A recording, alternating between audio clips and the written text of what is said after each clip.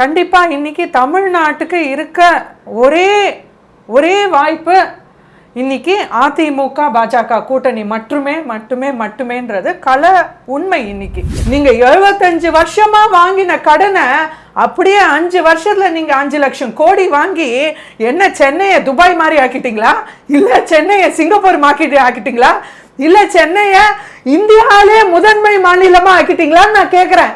என்ன அப்படி திட்டம் கொண்டு வந்தீங்க? இந்த 75 வருஷம் இல்லாத திட்டங்கள், இந்த 75 வருஷம் இல்லாத முன்னேற்றங்கள், இந்த 75 வருஷம் இல்லாத ஒரு இன்வெஸ்ட்மெண்ட், ஒரு என்ன நீங்க முதலீடு கொண்டு வந்தீங்க இந்த 5 வருஷத்துல நான் கேட்கிறேன். அதுவும் நம்ம உதவாநிதி அவர்கள் மைக்கு ஸ்டேஜுக்கு ஸ்டேஜ் பாவம் அப்பாவியா எனக்கு பார்த்தா பாவமா இருக்கு. உதவாநிதி அவர்களை கோடி கணக்கில் ஸ்டேஜை போட்டு மைக் செட்டை போட்டு சவுண்டு செட்டை போட்டு ஸ்டேஜுக்கு ஸ்டேஜ் அவரு கை எங்க விட்டு போகாதுன்னு கூவிட்டே இருந்தாலும் இன்னைக்கு தினம் பிரேக்கிங் நியூஸ் திமுக காங்கிரஸ் ஒன்னா இருக்கா இல்லையா, கூட்டணியில இருக்கா இல்லையா அப்படின்னு டெய்லி பிரேக்கிங் நியூஸ்ல போயிட்டு இருக்கு.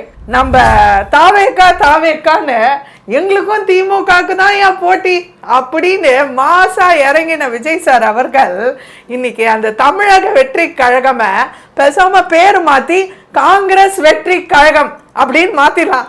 இது வரைக்கும் மைக்கு ஸ்டாலின் அவர்கள் இத பத்தி பேசுறாரே தவிர இன்னி வரைக்கும் ஒரு தடவையாவது எய்ம்ஸ் மதுரையில போய் பார்த்திருக்காரா?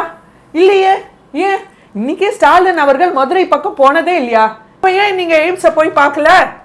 அப்போ நீங்களே அந்த எய்ம்ஸ் மதுரைக்கான திட்டத்துக்கு நீங்களே உரிய முக்கியத்துவம் கொடுக்காத போது நீங்க மத்திய அரசு எப்படி குற்றம் சாட்டலாம்?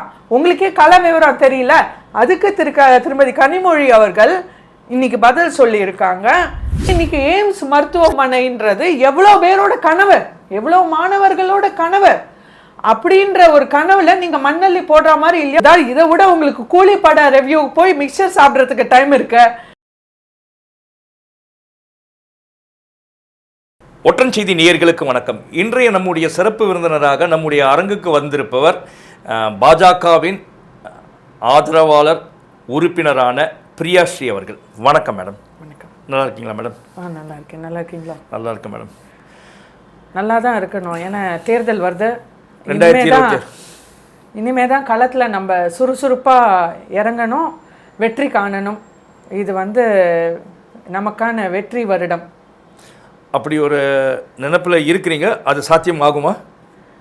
கண்டிப்பாக இன்னைக்கு தமிழ்நாட்டுக்கு இருக்க ஒரே வாய்ப்பு இன்னைக்கு அதிமுக பாஜக கூட்டணி மட்டுமேன்றது கல உண்மை. இன்னைக்கு மறுக்க முடியாத ஒரு கல உண்மை. ஏன்னா இன்னைக்கு பார்த்தோன்னா ஆளுங்கட்சியான திமுக கூட்டணி அது ஏற்கனவே ஃபியூஸ் பிடிங்கின பல்பு. இன்னைக்கு திமுக 5 வருஷம் ஆட்சிக்கு பின் இன்னைக்கு தமிழ்நாட்டை ஒரு 5 வருஷம் ஆட்சியில் 100 வருஷம் பின்தங்கி கொண்டு போயாச்சு. ஸோ இன்னைக்கு தமிழ்நாடு அதான் 75 வருஷமாக தமிழ்நாட்டு மேலே கடன் சுமை 2021 திமுக ஆட்சி வரப்போ தமிழ்நாட்டின் கடன் சுமை 5 லட்சம் கோடினா இந்த 5 வருஷத்துல அப்படியே டபுள் பண்ணி 5 லட்சம் கோடி கூட ஏத்திட்டாங்க. 10 லட்சம் கோடி ஆயிடுச்சு இப்ப தமிழ்நாட்டின் மீது கடன் சுமை. சரி, நீங்க 75 வருஷமா வாங்கின கடனை அப்படியே 5 வருஷத்துல நீங்க 5 லட்சம் கோடி வாங்கி என்ன சென்னையை துபாய் மாதிரி ஆக்கிட்டீங்களா, இல்ல சென்னையை சிங்கப்பூர் ஆக்கிட்டீங்களா, இல்ல சென்னையை இந்தியாவிலே முதன்மை மாநிலமா ஆக்கிட்டீங்களான்னு நான் கேட்கிறேன். என்ன அப்படி திட்டம் கொண்டு வந்தீங்க? இந்த 75 வருஷம் இல்லாத திட்டங்கள், இந்த 75 வருஷம் இல்லாத முன்னேற்றங்கள், இந்த 75 வருஷம் இல்லாத ஒரு இன்வெஸ்ட்மெண்ட், ஒரு என்ன நீங்க முதலீடு கொண்டு வந்தீங்க இந்த 5 வருஷத்துல நான் கேட்கிறேன். இல்ல நீங்க இந்தியா ஃபுல்லா பாத்தீங்கன்னா ஒரு ஸ்டாட்ஸ் பாத்தீங்கன்னா அது தமிழ்நாடு ரொம்ப பின்தங்கி இல்லையே. சொல்லப்போனால் உத்தரப்பிரதேசத்தோட மேலே தான் இருக்குது. பாஜக ஆளக்கூடிய உத்தரப்பிரதேசத்தை விட முன்னால் தான் இருக்குது அப்படின்னு தான் டேட்டா சொல்லுது. பட் நீங்கள் சொல்கிற மாதிரி திமுக ஆட்சியில் எல்லாமே பர்ஃபெக்டாக நடக்குதுன்னு கண்டிப்பாக பர்ஃபெக்டாக நடக்கலை, புரியுங்களா? பட் டெவலப்மெண்ட்ஸ் இருக்குல்ல, அதை நீங்கள் அதான் ஒரு விஷயம் பர்ஃபெக்டாக நடக்குது. திமுக ஆட்சி வந்ததுலேருந்து ஒரு விஷயம் கண்டிப்பா பர்ஃபெக்டா நடக்குது. அவங்க கல்லாப்பட்டி சைஸ் இன்க்ரீஸ் பண்ணி ஆயிட்டே போயிட்டு இருக்கு. அவங்க கூட்டணியில் இருக்கிற ஆட்சிகள் காணாம போயிட்டே இருக்காங்க. அதனால அவங்க கூட்டணியில் இருக்க ஆட்சிகள் காணாம போயின்னு கட்சிகள், இருக்காங்களா? கட்சிகள் எது காணாம போயிடுச்சு மேடம்? இன்னைக்கு காங்கிரஸ், அதாவது காங்கிரஸ் வந்து தேசிய கட்சி, மிக சிறந்த கட்சி. அதாவது இந்தியாவோட வரலாறுல இன்னைக்கு நம்ம சுதந்திரத்திலேருந்து பார்த்தோம்னா இருக்கிற ஒரு சில கட்சிகள்ல காங்கிரஸ் ஒரு முன்னோடி. அப்படி பல மாநிலங்கள் ஆண்ட காங்கிரஸ் இன்னைக்கு 3 மாநிலங்கள் தான் இந்தியா முழுக்க, கர்நாடகா, தெலுங்கானா, நார்த்தில் ஹிமாச்சல் பிரதேஷ்.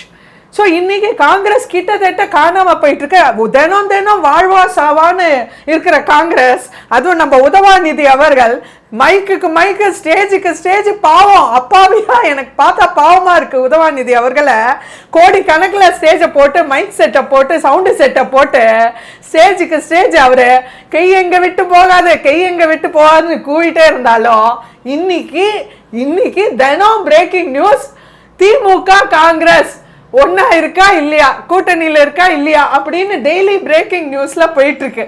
அந்த மாதிரி அதாவது இன்னைக்கு நம்ம தாவேக்கான்னு எங்களுக்கும் திமுகவுக்கு தான் ஏன் போட்டி அப்படின்னு மாசா இறங்கின விஜய் சார் அவர்கள் இன்னைக்கு அந்த தமிழக வெற்றி கழகம பேசாம பேரு மாத்தி காங்கிரஸ் வெற்றி கழகம் அப்படின்னு மாத்திடலாம்.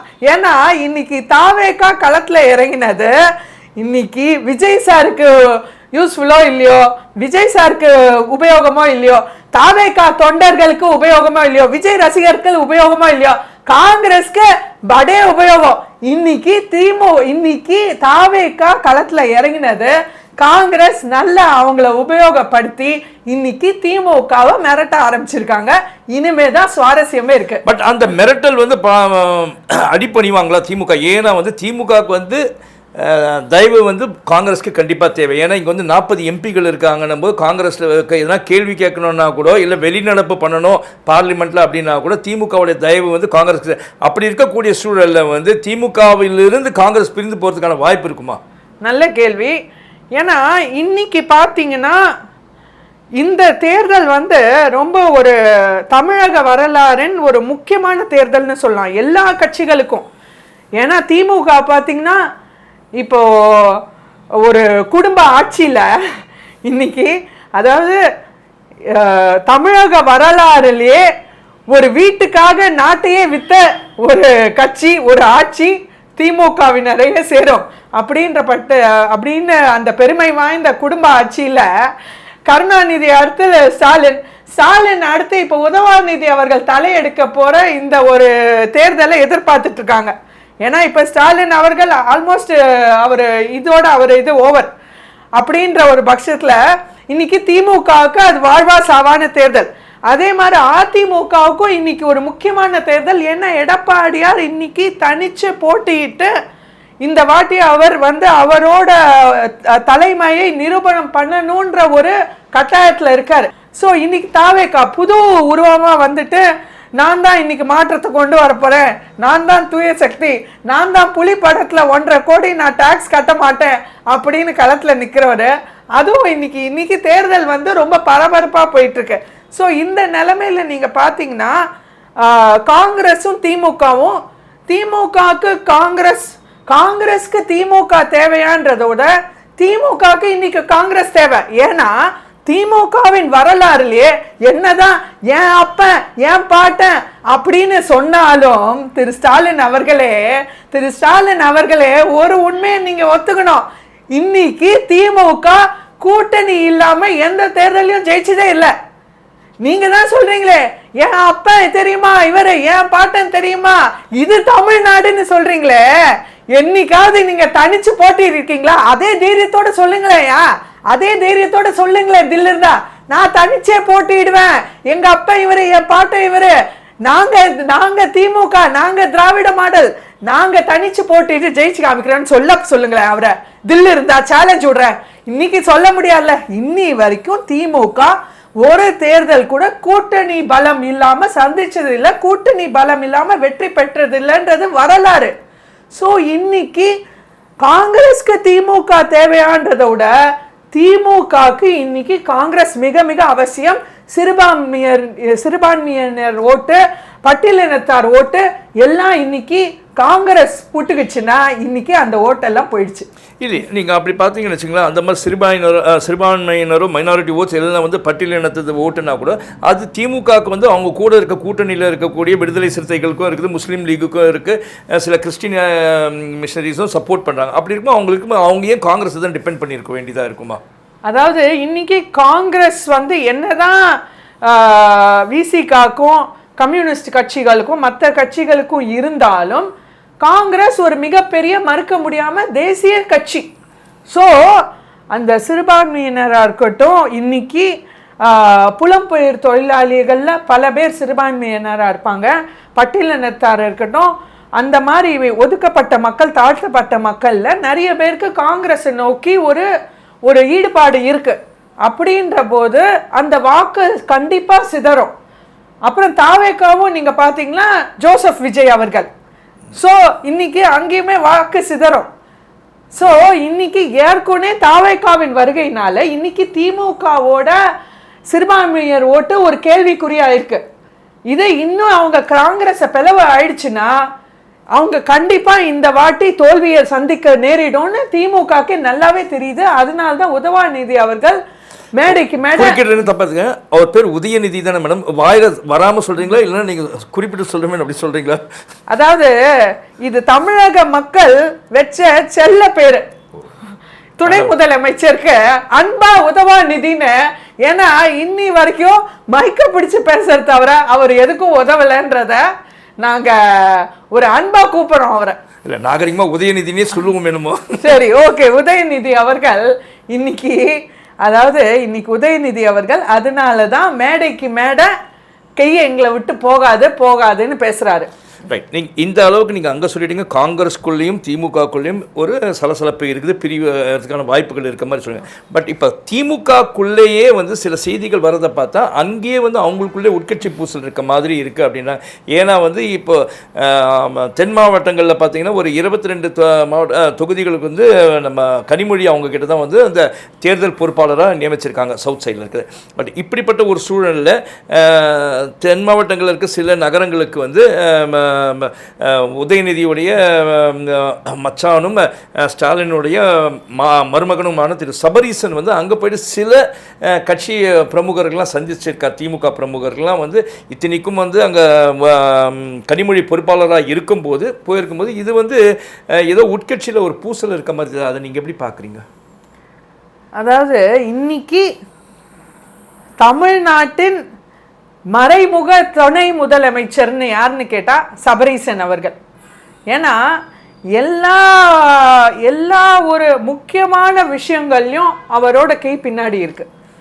ஸோ இன்னைக்கு சபரீசன் அவர்களின் ஈடுபாடு இல்லாமல் திமுகவில் ஒரு விஷயம் நடக்காது, ஒரு டெண்டர் சைன் ஆகாது, ஒரு கான்ட்ராக்ட் சைன் ஆகாது, ஒரு திட்டம் வெளியில் வராது அப்படின்னு இன்னி வரைக்கும் அவர் மறைமுகமாக இருந்துட்டாரு. இன்னைக்கு கொஞ்சம் பேக் பிஹைண்ட் த கேமராலேருந்து ஃப்ரண்ட் ஆஃப் த கேமரா வந்திருக்காரு. அவ்வளோதான் வித்தியாசமே தவிர இன்னி வரைக்கும் சபரீசன் அவரோட தலையாட்டலோட தான் எல்லா விஷயமே நடக்குது, திமுக கட்சியிலையும் சரி ஆட்சியிலையும் சரி. ஸோ இன்னைக்கு பார்த்தீங்கன்னா மகளிருக்கு எந்த அளவுக்கு திமுக மகளிரை வச்சிருக்குன்றதுக்கு இதுவே ஒரு அத்தாட்சி. ஏன்னா கனிமொழி அவர்கள் இத்தனைக்கும் அவங்க வந்து கருணாநிதி குடும்பத்தை சார்ந்தவங்களுக்கே இன்னைக்கு இந்த நிலைமை. ஸோ இத்தனைக்கும் அவங்க தூத்துக்குடி மாவட்டத்தில் அவங்க பல தடவை ஜெயிச்சிருக்காங்க, எம்பியா ஆயிருக்காங்க. அவங்களுக்கு ஒன்றும் அந்த மாவட்டம் புதுசு இல்லை, அவங்களுக்கு ஏற்கனவே தெரிஞ்சு பழகின இடம் தான் அவங்களுக்கு அலோகேட் பண்ணியிருக்காங்க. இதில் சபரீசன் அவர்கள் ஈடுபட்டு இங்கே குழப்பத்தில் விளைவிக்க வேண்டிய அவசியம் என்ன? அப்போ கனிமொழி சைட்லைன் பண்ணுறாங்களா? அப்போ இன்னைக்கு திமுகல மகளிருக்கே இடம் இல்லைன்றேன். இன்னைக்கு திமுக ஆட்சியில மகளிரோட மதிப்பு வெறும் 1000 ரூபாய் தான். 1000 ரூபாய் கொடுக்குறேன், நீங்க ஒதுங்கி ஓரமா உட்காருங்க அப்படின்றதா இன்னைக்கு திமுகவோட கோட்பாடு மகளிர் மேல. அப்படி ஒரு இழிவா மகளிரை நடத்துற திமுக ஆட்சி கனிமொழி அவர்களை மட்டும் எப்படி முக்கியத்துவம் கொடுக்குன்றேன். இது வெட்ட வெளிச்சிற்கு வந்துருச்சு இன்னைக்கு. ஓகே, நெக்ஸ்ட் நீங்கள் பார்த்தீங்கன்னா வந்து திமுக தொடர்ந்து ஒரு குற்றச்சாட்டு மத்திய அரசு மேலே வைக்கிறது என்னன்னா, மதுரையில் கட்டப்படவிருக்கும் அந்த எய்ம்ஸ் மருத்துவமனை அதுக்கான சரியான ஃபண்ட்ஸ் வந்து அலோகேட் பண்ணலை அப்படின்றாங்க. அதுக்கு அண்ணாமலையும் இல்லை நாங்கள் ஃபண்ட்ஸ்லாம் அலோகேட் பண்ணல, நீங்கள் யாருன்னா போய் பார்த்தீங்களா அப்படின்ற மாதிரி ஒரு பேச்சு பேசியிருக்காரு. அதை நீங்கள் எப்படி பார்க்குறீங்க, என்ன தான் சொல்கிறாரு? அதாவது இன்னைக்கு பார்த்தீங்கன்னா எடப்பாடியார் அவர்கள் அதிமுக ஆட்சியில் 10க்கு மேற்பட்ட மருத்துவக் கல்லூரிகள் அவர் ஆட்சியில் கொண்டு வந்தார். அதாவது இது வரைக்கும் இது வந்து ஒரு பெரிய வரலாறு மிக்க சாதனை. தமிழ்நாட்டில் என்ன, இந்தியா முழுக்க கூட சொல்லலாம். ஏன்னா இது சாதாரண விஷயம் இல்லை. ஒரு மருத்துவக் கல்லூரின்றது ஒன்று கொண்டு வரதே ஒரு பெரிய விஷயமா இருக்கப்போ, இவங்க திமுக ஆட்சியில் எவ்வளோ மருத்துவக் கல்லூரி கொண்டு வந்தான்றாங்க கேட்குறேன். அதுக்கு இன்னைக்கு கல்வியில் சிறந்த தமிழ்நாடுன்னு ஒரு கொண்டாட்டமே நடத்த தெரியுதே தவிர ஸ்டாலின் அவர்களுக்கு களத்தில் என்ன வேலை பார்த்தாங்கன்ற, இன்னைக்கு கல்வியில் சரிந்து சீரழிந்த தமிழ்நாடா நிற்குது நம்ம மாநிலம். ஸோ இன்னைக்கு வந்து எய்ம்ஸ் மதுரை மருத்துவமனை கொண்டு வரதுக்கு நான் கேட்குறேன், அண்ணாமலை அவர்கள் குறிப்பிட்டிருக்காரு எய்ம்ஸ் மருத்துவமனை. இது நிர்மலா சீதாராமன் அவர்களும் பாராளுமன்றத்தில் முன்னாடி ஒரு வாட்டி எய்ம்ஸ் பற்றின ஒரு கேள்வி வரும்போதே அவங்க பேசியிருக்காங்க. எய்ம்ஸ் மருத்துவமனைக்கு தாமதம் ஆன முதல் காரணம் இவ்வளோ நிலம் வேணும்னு இவங்க குறிப்பிட்டிருக்காங்க.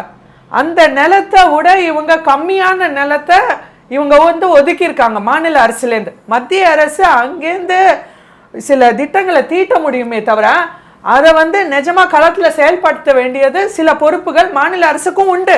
இது மத்திய அரசும் மாநில அரசும் சேர்ந்து கொண்டு வர விஷயமே தவிர, மத்திய அரசுன்னு அங்கேருந்து டெல்லியிலேருந்து வந்துட்டா போவாங்க, அவங்க அங்கேருந்து டைரக்ஷன்ஸ் கொடுப்பாங்க, இங்கே இருக்கிற ஆஃபீஸர்ஸ் தான் களத்தில் இம்ப்ளிமெண்ட் பண்ணணும். அப்போது வேணுங்கிற நிலத்தை முதல்ல நீங்கள் ஏன் அலோகேட் பண்ணலைன்றேன். எப்படி இவங்க கோவை மெட்ரோ திட்டத்தில் மதுரை மெட்ரோ திட்டத்தில் சதி பண்ணி பழைய டேட்டாவை கொடுத்து வேணும்ன்ட்டு அதை வந்து ஒரு வர விடாமல் பண்ணி ஒரு ரிஜெக்ஷனை வேணும்ன்ட்டே கொண்டு வந்து அதை ஒரு அரசியல் பண்ணாங்களோ, இன்னைக்கு எய்ம்ஸ் மதுரையிலையும் அதுதான் பண்ணுறாங்க. இவங்களோட, அதாவது இவங்க கட்சியை முன்னெடுத்து வைக்கணுன்றதுக்காக, இவங்க கட்சியை சுயநலத்துக்காக இவங்க எங்களை வந்து மத்திய அரசு வஞ்சிக்குது, எங்களை மத்திய அரசு வஞ்சிக்குது அப்படின்னு ஒரு இல்லாத ஒரு பொய்யை உண்மை ஆக்கணுன்றதுக்காக மக்களை வஞ்சிக்குது திமுக அரசு. அதாவது ஃபர்ஸ்ட் நீங்க ஏன் வேணுங்கிற நிலம் அலோகேட் பண்ணல. அடுத்து பார்த்தீங்கன்னா அண்ணாமலை அவர்கள் பாயிண்ட் அவுட் பண்ணியிருக்காரு, அங்க இருக்கிற மரங்கள் கிளியர் பண்றதுக்கு லோக்கல் பாடியோட லோக்கல் பஞ்சாயத்தோட அப்ரூவல்ஸ் வேணும். அதுக்கே கிட்டத்தட்ட 1.5 வருஷம் இழுத்தடிச்சிருக்காங்க வெறும் மரங்களை வெட்டுறதுக்கான அப்ரூவல் கொடுக்கறதுக்கே. ஸோ எதுக்கு இவ்வளோ டிலே? அப்போ நீங்க ஒவ்வொன்றுத்திலையும் நீங்க காலதாமதம் பண்ணி குளறுபடி பண்ணீங்கன்னா எப்படி மக்களுக்கான ஒரு மருத்துவமனையை, ஒரு பள்ளியை கொண்டு வர முடியும், ஒரு கல்லூரியை கொண்டு வர முடியும்? அப்போ நீங்க வேணுக்குன்னே மக்கள் எதிர சதி பண்ணிட்டு இதை மத்திய அரசு மேல குற்றச்சாட்டு சொன்னா, அதுல வேற முக்கியமா அவர் சொன்ன ரொம்ப முக்கியமான நல்ல விஷயம், நான் கூட அதுக்கப்புறம் தான் யோசிச்சு பார்த்தேன். இது வரைக்கும் மைக்கு ஸ்டாலின் அவர்கள் இதை பத்தி பேசுறாரே தவிர இன்னி வரைக்கும் ஒரு தடவையாவது எய்ம்ஸ் மதுரையில போய் பார்த்துருக்காரா? இல்லையே. ஏன் இன்னைக்கு ஸ்டாலின் அவர்கள் மதுரை பக்கம் போனதே இல்லையா? இந்த 5 வருஷம் மதுரை வழியா மதுரைக்கு போனதே இல்லையா கேட்குறேன். அப்போ ஏன் நீங்க எய்ம்ஸை போய் பார்க்கல? அப்போ நீங்களே அந்த எய்ம்ஸ் மதுரைக்கான திட்டத்துக்கு நீங்களே உரிய முக்கியத்துவம் கொடுக்காத போது நீங்க மத்திய அரசு எப்படி குற்றம் சாட்டலாம்? உங்களுக்கே கள விவரம் தெரியல. அதுக்கு திருமதி கனிமொழி அவர்கள் இன்னைக்கு பதில் சொல்லி இருக்காங்க. முதலமைச்சர் போகாட்டி என்ன, அங்க இருக்கிற லோக்கல் ஆபீசர்ஸ் தான் போயிருக்காங்களே. அவங்க சொல்றது அதாவது எய்ம்ஸ் மதுரைன்றது இன்னைக்கு தமிழ்நாட்டு மாணவர்களின் இன்னைக்கு இளைஞர் அணி கூட்டம்னு நீங்க விருதுநகர்ல பெரிய விழாவா கொண்டாடுறீங்க. இன்னைக்கு மக்களின் திண்டாட்டம் திமுகவின் கொண்டாட்டம்ன்ற மாதிரி மீண்டும் மீண்டும் நீங்க விழா கொண்டாடுறதுலயும் திட்டங்களுக்கு பேர் வைக்கிறதுலையும் விழாக்களுக்கு பேர் வைக்கிறதுலையும் தான் நீங்க முக்கியத்துவம் செலுத்துறீங்களே தவிர இன்னைக்கு இளைஞர்களின் திருவிழா, இளைஞர்களின் மாநாடுன்னு கொண்டு வரீங்களே தவிர நிஜமான வாழ்க்கையில இளைஞர்கள் கதை என்ன? இன்னைக்கு டிஎன்பிஎஸ்சி எக்ஸாம்ல ரத்து செஞ்சு அந்த மாணவர்கள் பாவம் இருக்கை கூட இல்லாம அவங்க எக்ஸாம் எழுத முடியாம அவ்வளோ பல ஆயிரம் மாணவர்கள் ஃபியூச்சர்ல அவங்க மண்ணெல்லி போட்டுட்டாங்க. அவங்களோட கனவுகள் செதஞ்சு போய் அவங்க ரோட்ல உட்காந்து நடு தெருவுல உட்காந்து போராட வேண்டிய ஒரு கட்டாயத்துக்கு ஒரு கேவலமான நிலைக்கு தள்ளப்பட்டாங்க. அதே மாதிரி இன்னைக்கு எய்ம்ஸ் மருத்துவமனைன்றது எவ்வளோ பேரோட கனவு, எவ்வளோ மாணவர்களோட கனவு.